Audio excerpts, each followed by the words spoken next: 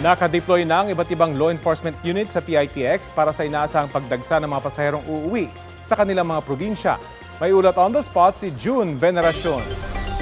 June? Rafi, ngayong bispera sa Undas talaga inaasahan yung buhos ng mga pasahero dito sa PITX o Parañaque Integrated Terminal Exchange.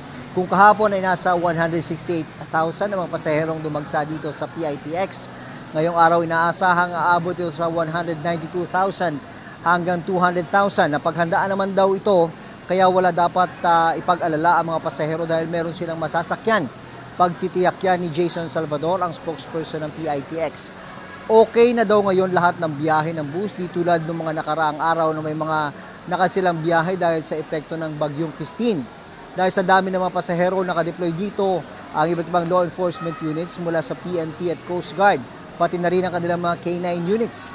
Inaasahang mag-i-inspeksyon ngayong araw dito sa PITX ang matataas opisyal ng PNP at MMDA.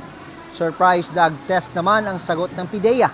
Kahapon, 100 driver ang na-drug test at ayon sa PITX, 3 sa mga ito ang nagpositibo. Agad kinumpiska ang kanilang lisensya at hindi na pinabiyahe. Isasalang sila sa confirmatory test. Yan ang latest mula rito sa PITX. Balik sa Rafi. Maraming salamat, June Veneracion.